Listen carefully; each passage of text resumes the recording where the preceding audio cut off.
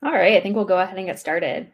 Welcome, everyone. My name's Hallie. I'm a member of the Quad Education team, and you are here for a webinar on how to prepare for your college interview.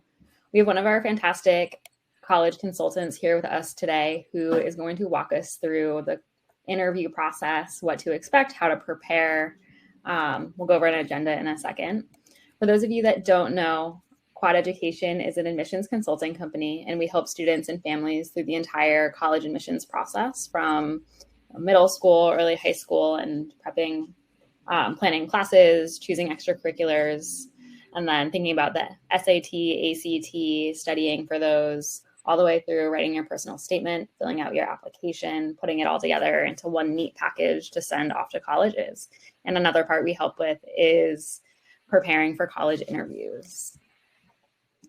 So today I'll have our fantastic admissions consultant introduce herself.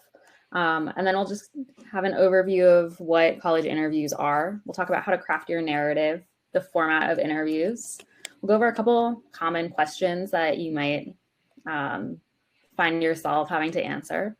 We'll talk about how to handle difficult interview questions. We'll go over some effective tips, and then we'll open things up for a Q&A. So if you have questions during this, pop your question in the Q&A box, and we'll get to those at the end. Additionally, we are recording this webinar, so it will be sent to you within a couple of days, so you can look back and if you missed anything, and as you prepare for your interviews, you can use it as a resource. Marina, can you introduce yourself for us? Yeah, absolutely. Hi, everyone. My name is Marina.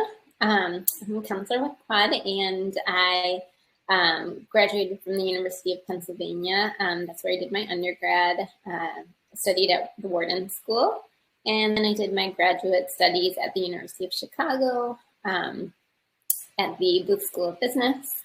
And very excited to talk to y'all today about interviews, one of my favorite topics. I'll share maybe a couple of funny stories just to explain why I think this is such a cool and important opportunity for y'all to shine. Yeah, really looking forward to the discussion. Awesome. Thank you so much. So glad to have you here. I know we're going to learn a lot, and I'm excited to hear some of those stories. All right, so let's talk about what college interviews are.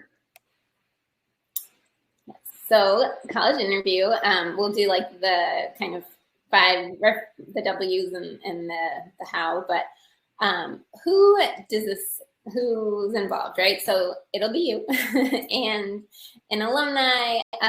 It may be a current student, or maybe someone who is on the admissions committee. Sometimes that's also a current student who's on like a student admissions committee. So it varies a bit, kind of depends on like where you are or where you're located, who's available. Don't read into it though. I think there's a tendency to try to read into like every single factor about your interview, who you get, what time you got, what location.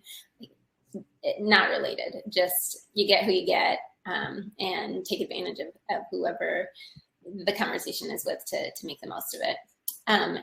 Also, time can vary, right? So it's anything from like 15 minutes to an hour, tends to be like pretty conversational in nature. Again, like this is another thing that I find that people really read into, like, oh, my interview went for an hour. That must be like a really good sign. The person loved me. Or like my interview was only like 14 minutes. Like they must have hated me and immediately decided that like they don't like me. That is not how it works. Like, remember, these are humans. They have other things to be doing. Like they may be having something that day where they have a hard stop or some emergency happens. Like, do not read into how long your interview goes. There's no pattern here. In terms of where it's happening, a lot of them are happening virtually right now, post-COVID. I've seen many of them like remain virtual, but sometimes they do happen in person, especially like if the location is conducive to it, and certain schools have that policy. But either one of those can happen. One thing I will comment on is they tend to happen in like a safe space, right? So it's not, hey, come to my house and like I'll interview you, or I'll come to your house and interview you. This is like, we'll meet at the Starbucks, or we'll meet somewhere at the library, whatnot. and have your conversation. And I just find that to be like very important to highlight, because when I was applying to colleges, it was actually still common, it's a long time ago, for the alumni to like actually come to your home, or for you to go to their home. Unfortunately, that like very unlikely to happen now. Okay, and when does it happen? It'll be during the fall or when you're your senior year. Again, like do not read into the timing. If you feel like you're getting a late invitation or an early invitation, this is just about like capacity of people to interview, and not much more. Actually, I think this is a great time to talk about, just very quickly, we don't have it anywhere else in the presentation, but not all schools do interviews, and schools that do they don't do interviews. Some don't do interviews for everyone. Do you have anything else to add to that, Marina? No, that's a very good point. I would actually say that probably like most schools do not do interviews. So don't necessarily like expect one. There are some schools that do, but it's not something that like every single school is doing. And sometimes it depends on the program or, other factors like that as well. And I think from what I understand, getting an interview, like if you go to a school that does some interview, they don't interview everyone that's applied, they only interview some. Whether or not you get an interview or not is not an indication of whether or not you will or won't get in, or what they think about your application. All right. So why are interviews important? So interviews, one thing we want to really stress here is that this is an opportunity. It is not something to be fearful of. They can positively impact your application. The interviewer is not looking to get you. They're not looking to trick you. They're not looking to like exclude you. They really are looking to get to know you better so that they can add something to your application packet that's not already there. I'll give you my example here. So when I was 17 years old, like many years ago, and I was applying to colleges, I applied to a school early decision, and I was just like incredibly naive, and I didn't have a lot of like support. I mean, I had great support from my family, but my family didn't go to school here. Like they didn't really know what an interview looked like. And because they were pretty rare, like I didn't have a lot of guidance from my school college counselor. I just didn't really know what to expect or what to say. And so I applied early to Yale. The alumni came to my house to interview me. The graduate came to my house to interview me. And he asked me to tell him about some of my leadership experience. But I think he asked it in kind of a way that didn't register to me, maybe, that was what he was looking for.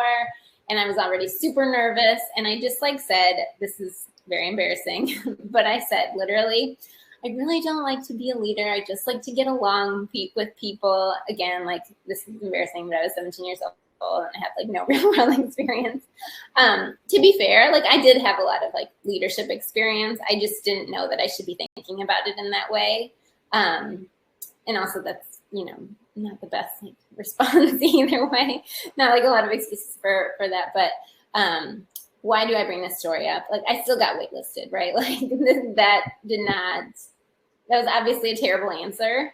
I hope y'all can recognize that more than I did at the time.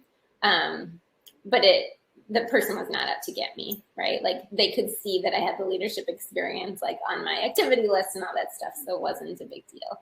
But it can be very helpful. It can be very helpful if you have a good conversation, you share something important about yourself.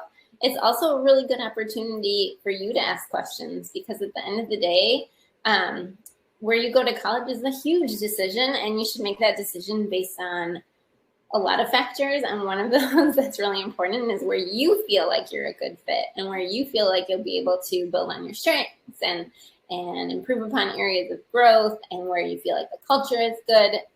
So this is very important. You get to ask questions. And also participating is a great way to show that you're interested, not just, obviously just by attending, but also by like asking those questions and being engaged. I feel like it's definitely an underrated opportunity to ask questions at an interview. And you have kind of generally an alumni in front of you who went to the school, and if they're doing interviews, they very much love their time there. They can probably answer a ton of questions for you, talk about what they liked, what they didn't like, how the food is. Yeah, so ask questions. Yes. All right, so how to craft your narrative. Let's talk about what this means and how to go about it. Yes, so this is a really great opportunity for you to shine in your interviews. It's in many ways, it's kind of like how you think about your essays, right? You do some self-reflection, think about what's gone well for you in high school, what hasn't, where you want to grow, what you might want to achieve. Then you want to think about like structuring your story. How do you make sure that you get those like key points across? You don't know exactly what questions you'll be asked, but you do have a good sense. And at the end of the day, you kind of want to have in your mind, hey, these are the 3 things that I want this person to remember about me. And then you can sort of work your story around that, right? So if you're asked one question and you've been able to address it with like one thing that you want them to remember, then you use another one for another question. And it's just an opportunity to, when we say like structure your story, like have in mind what those 3 things are that you want to make sure that the admissions committee really understands about you.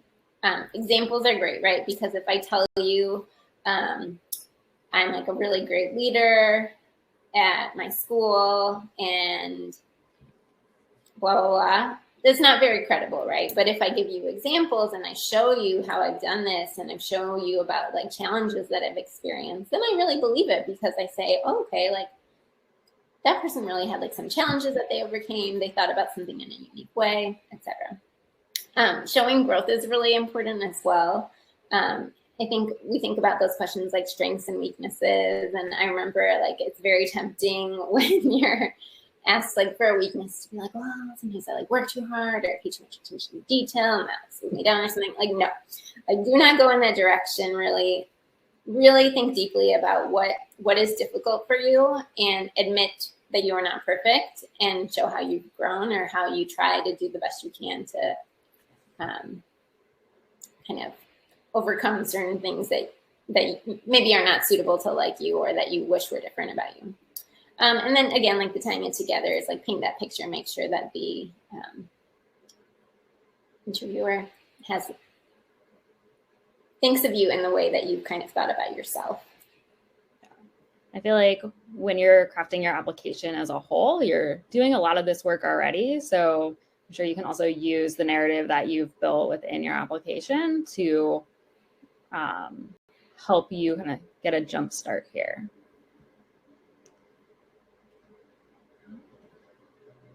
All right, so how are interviews formatted?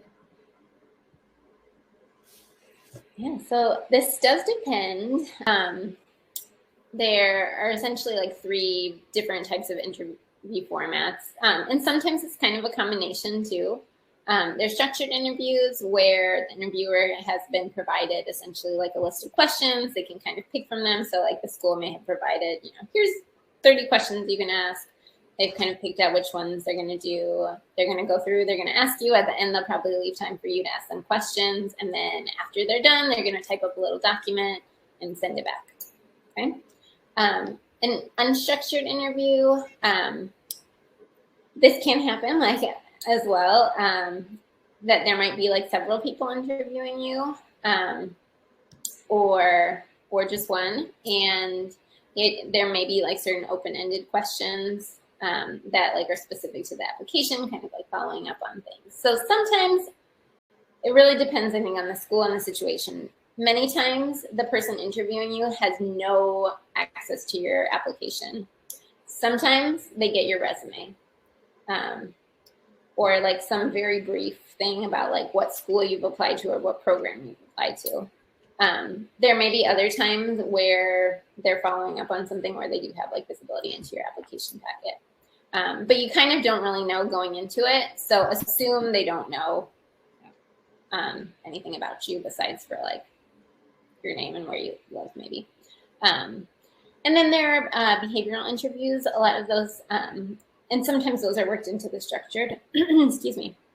But those would be questions like, tell me about a time that you failed, or tell me about a time that you got difficult feedback. A lot of like, tell me about a time things where they're asking you to really share experiences that you've had and speak to how you've worked through them. Fantastic. I feel like this is also great practice for job interviews after college. You'll see a lot of interviews structured in similar ways and questions asked. All right, common interview questions. Let's talk about them and how you might handle them. Yes. So you should expect to be asked a tell me about yourself question. So this is one that you really can practice and write down and like go through a bazillion times and make sure that it doesn't sound like rehearsed, kind of have it sound natural, but you should be prepared for this. Like this should not come as a surprise to you. But it's not like, tell me the story of your life. This is not, okay, talk for 30 minutes. It's going to be very awkward if you talk for more than like 2 to 3 minutes without letting the other person interject. So think about like a concise introduction, like no more than 2 minutes. You want to cover off on something really important, like academically and extracurricularly, things that are like very special about you and your application packet. You want to touch on like your goals and why you want to go to that school. Those are some key things. I also recommend like something that makes you feel like a little bit more personable. Like you can mention something fun about you or integrate it somehow into the story, because it does just help the interviewer to connect with you. And it shows something maybe like a little different than what was in your application packet, right? Like if you can find something fun and unique that maybe like the interviewer is interested in, or maybe even like you end up discovering you have something in common, that can just be a really good way to like build a little bit of rapport. So think about like the basics, your academic achievements, some of the big extracurricular things, what career you're interested in, how that relates to like your hobbies, why you're interested in this school, but also try to make it a little bit fun or interesting, and display some unique elements of your personality.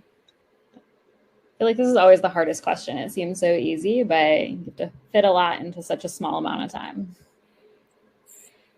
Yeah, and I guess just one thing to think about with that is like, you don't have to give all the detail, right? Like you can say, as you're saying, tell me about yourself, like as you're answering that question, if there's an area that you want to dive more into, you can say like, I'd love to talk more about that later, kind of, and hint at the fact that you have like way more content there. It's a great tip. All right, why did you apply to whichever school you applied to or the interviews for? Yes, this is very important to have done your research here. This is very obvious to interviewers when you haven't, and you provide like very generic answers. So absolutely be prepared here, not just to answer those questions about why did you apply to this school, but also to ask specific questions about the school and the program. I would guess, like based on what I've seen, that like every school probably has like a little like bucket in their form about like that student's interest in the school and how it was reflected in the interview. So this is very important. Yeah. Okay. Why do you want to major in whatever you've stated you want to major in your application? Yes. So I know this can be tricky, especially, sometimes we don't have a major, or we're not like that confident in it.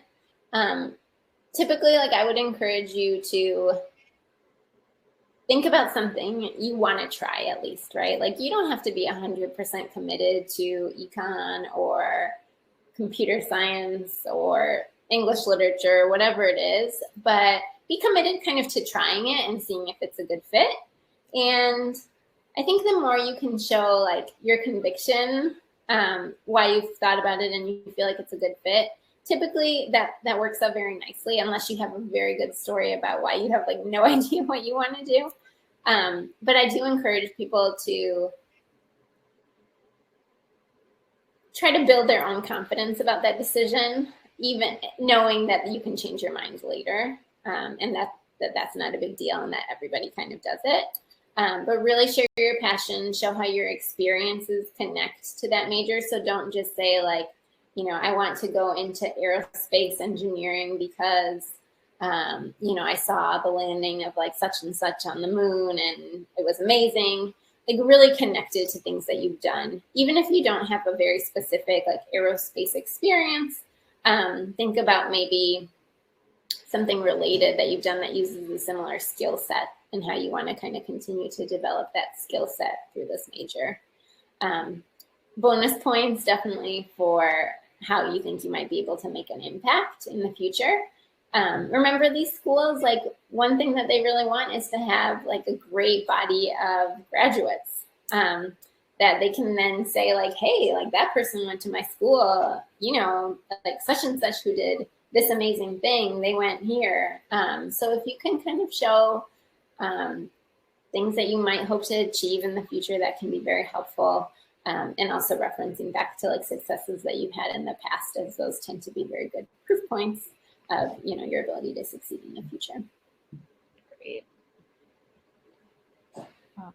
What are your career goals? So this is a little bit similar to the previous question, but you might get asked both or one or the other.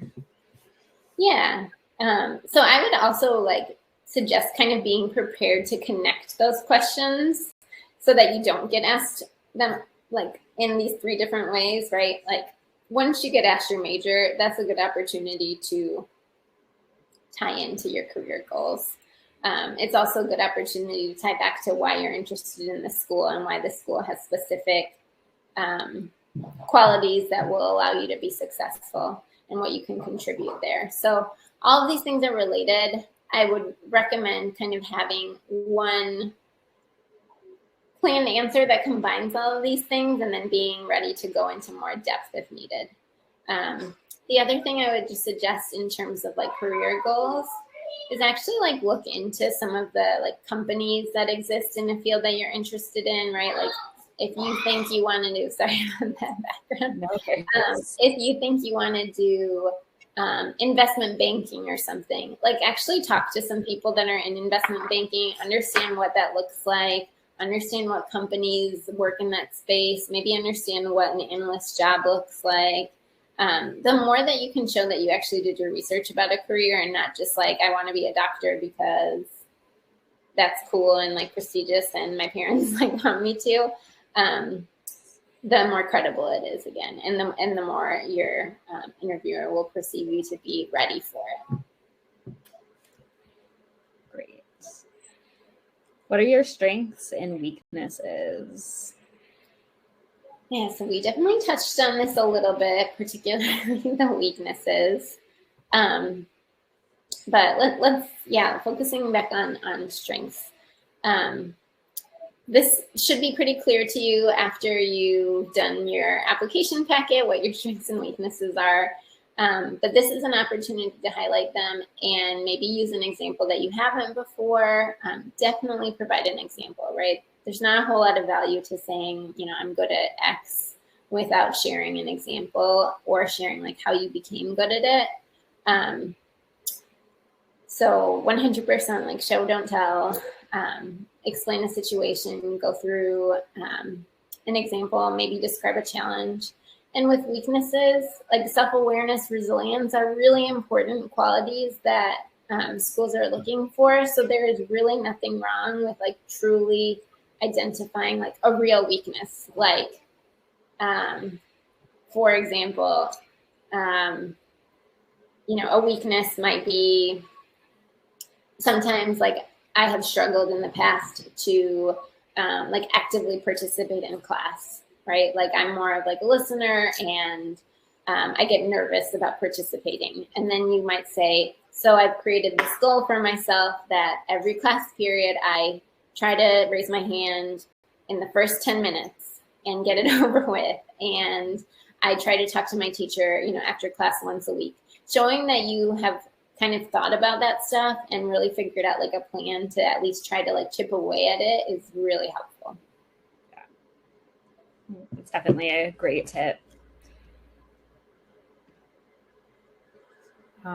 What's a significant obstacle you faced and how did you overcome it? Yeah, so this is sometimes it can be kind of related to like, you can apply a lot of different situations to this, right? Like something that was difficult for you, somewhere where maybe you wanted to do something and you got told no. Like maybe you wanted to start a club and you got told no. Or you faced a challenge with a specific type of class or something like that. But really talking through the process, think a little bit of it with like the STAR methodology of like, share the situation that happened. Tell a little bit about like the target or the goal that you wanted to achieve. Maybe like what the barrier was. Then like the action, what did you do to try to overcome it? What actions did you take? What tactics did you use? Like be very specific. And then what was the result? So another example of this might be like working with someone on a group project where there was like conflict or something like that, or maybe having a project that you did that didn't turn out the way you wanted it to. Like, that was the situation. What did you do about it? And what was the final result? And one thing I would caution with these types of questions is try not to like place blame on others. Like, I think it can be tempting a lot of times. And, sometimes it's true and sometimes it's not. Like a lot of times we just are dealt like a bad hand of cards and we do get unlucky. But try to speak to it, like speak to the things that are in your control. At least, absolutely, like if you have like a challenging situation, you can speak to that and be honest about it. But I always suggest like spend a little bit more time on like the positive things that you did as opposed to like, I got this really unlucky situation.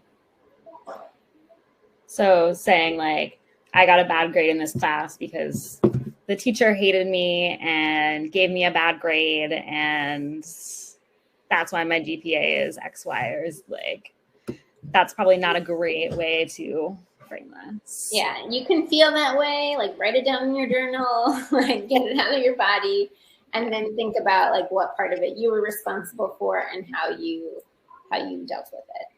And I do encourage people to think about other situations outside of grades too. Like a lot of times, like in high school, a meaningful challenge is like, oh, I got a grade that I didn't want. Like, yeah, that was not what I expected, or this was too hard, etc.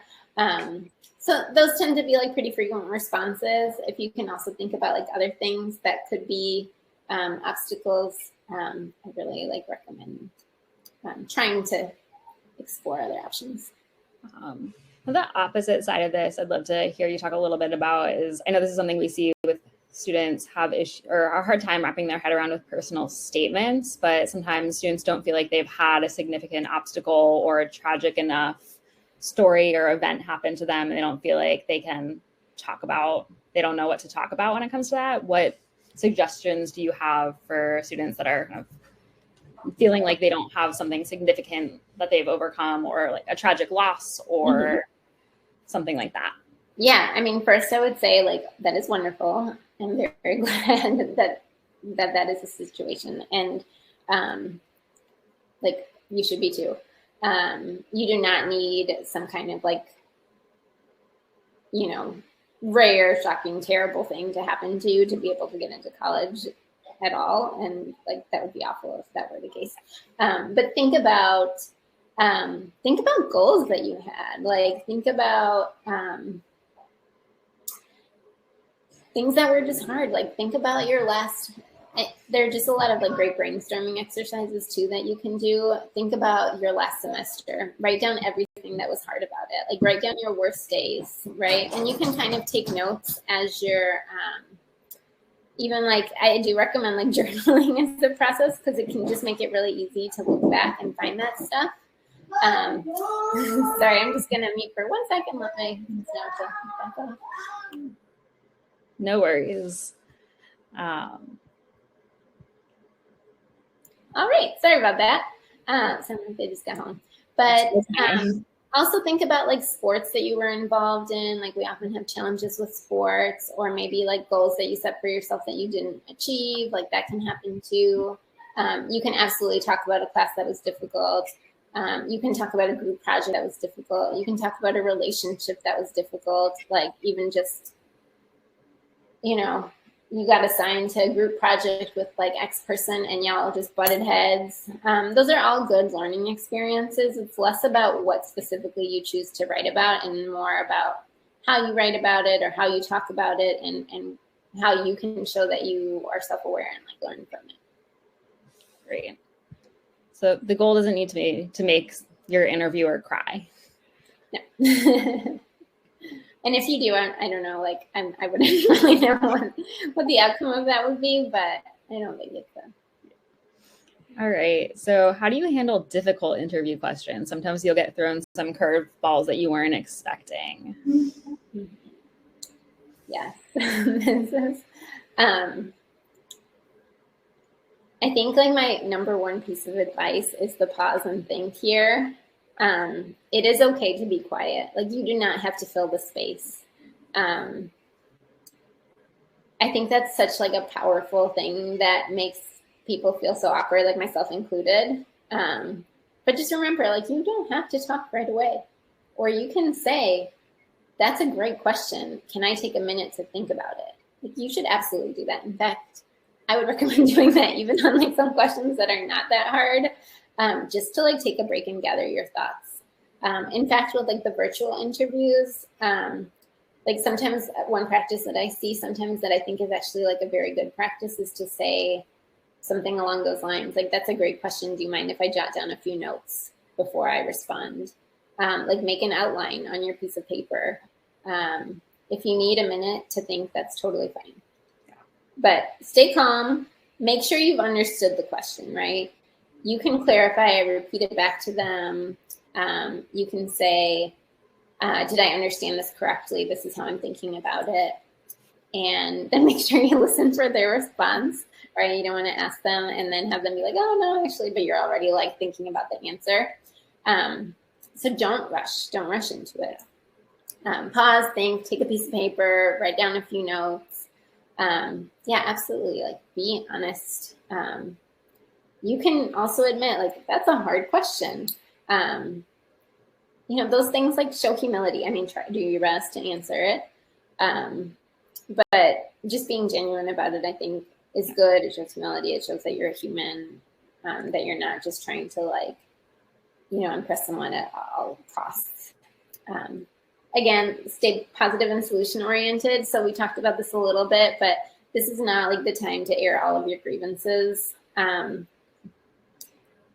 And I say that, like, recognizing that some people, like, really do have true grievances that deserve to be aired, but this may not be the time and place for it. You really want to focus on positive, forward-moving things, as opposed to, like, complaints or unfairness or this is difficult. You can mention that, but really spend more of the time on what you did to get past it. And then, like, confidence, think about, you know, do you try to practice beforehand and think about what are the questions where you feel good on and the questions where you feel nervous or unsure of yourself, and try to pay attention or ask a friend or a parent or whoever to pay attention to what some of your like body language things are, things that you do when you don't feel like super confident, and kind of be just aware of those things too. Like, I think answering a difficult question is hard, but sometimes if you can kind of like fake it a little bit while also being honest, I know that sounds a little bit like contradictory, but like fake a little bit of confidence, right? Like don't immediately think to yourself, like, I just like totally messed this up. Like you probably did. You're probably not the only person that thinks this is a really hard question. I've experienced a ton with like job interviewing as well. Like you think you totally blew a question, but you're just looking to see how you think about things. You don't always have to have like the correct answer. You might have like a very unique way of answering their question, and maybe it doesn't feel right in the moment, but you might have revealed something to them that was really interesting and helpful. So don't panic if you got one, wrong. There's no right or wrong answer here. And try to be aware of like random kind of body things that you might do when you're feeling nervous. And the best thing to do for that is really to practice, which I know can feel very awkward. But if the first time you interview is like when you have an interview, you're going to be like me and you're going to tell someone that you don't like to be a leader and you don't want to do that. Absolutely. I feel like hard questions too, it's a great time to think back to your initial goals for the interview and the couple of things you want your interviewer to take away that we talked about in the beginning, and your narrative, and see if you can craft something around the narrative to answer the question. That's a great point. All right, so we'll go over some effective interview tips, and then we'll open things up for a Q&A. If you have questions, you can pop those in the Q&A box, and we will get to those right after this. Effective interview tips. Obviously, like there are a lot of common questions, so be aware of what those are. Make sure that you've practiced. Some people will feel better like over rehearsing, but if you do that, then try to make sure that the way that you're speaking feels a little bit more natural, at least. You don't want it. Yeah, you do not want it to look like you're reading off the screen. That can be very, very tempting too when you're in a virtual setting. Don't do it. It's super obvious. Like you can see people's eyes like moving, and like the brightness changing and stuff like that. You want to outline your answers. That just helps you to remember like what the key points that you want to make sure you tick off are.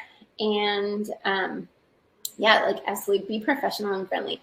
Again, your interviewer is not out to get you by any means, but like show up, like be dressed well.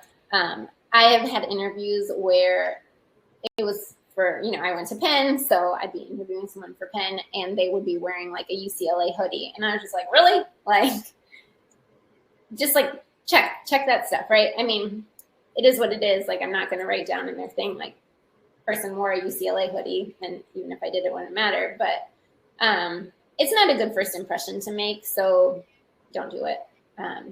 Make sure that you dress appropriately. You don't have to be like wearing a suit necessarily or anything like that, but something that shows that you tried like a little bit is helpful. And yeah, remember to like be friendly and smile and try to engage the person as you would in like real life if you came across somebody interesting to talk to. And again, practice. Like sometimes schools offer mock interviews, do with your friends. This is such a big thing that I think a lot of people are scared of because it feels awkward.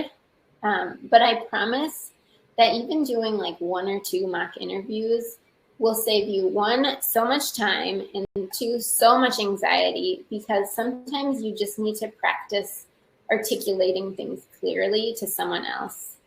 Sometimes when we start like writing things down, we get into this like cloud of like, oh, I have like 80 things to write down.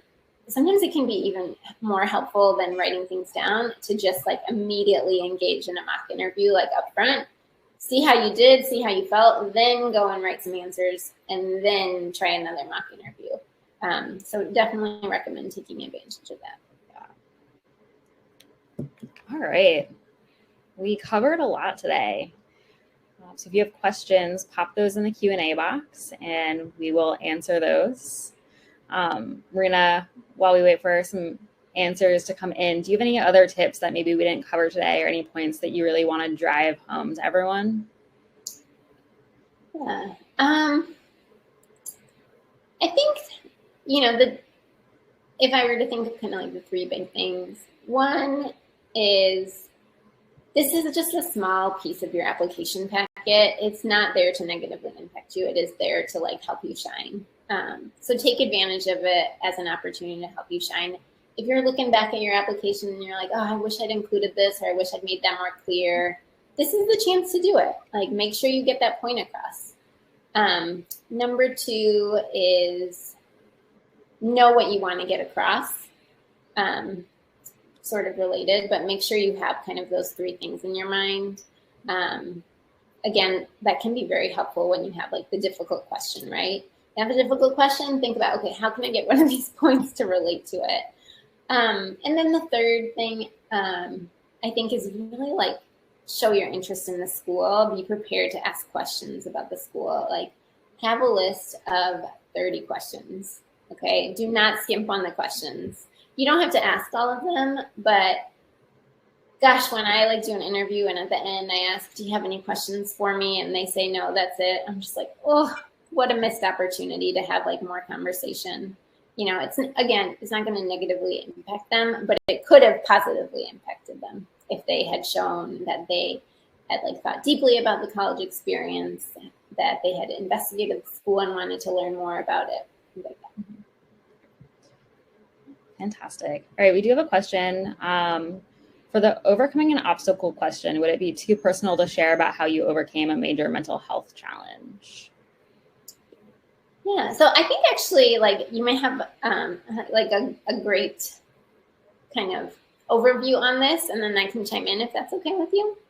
Yeah, absolutely. Yeah, so I think that it's definitely something that you can cover. It's definitely something that you shouldn't be afraid to talk about, especially if it affected your school and if you can talk about how you overcame it.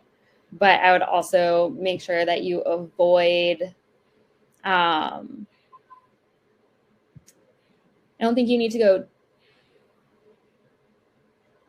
as in-depth as, you don't need to go super, super in-depth. You can say, hey, I struggled with this. This is kind of a few things in my life that it affected. Here's some ways that I've overcome that. And this is where I am compared to where I was. But you don't want to treat this like a therapy session. You don't want to kind of just say, here's all of the things that I was struggling with or am struggling with, and not follow that up with, here's how I'm working to overcome it or have overcome it. Yeah. Thanks for addressing that. I know you get that question a lot. Yeah. And we get it a lot, like too, with essay writing, and that there you maybe have more space to like go into certain detail where it's relevant.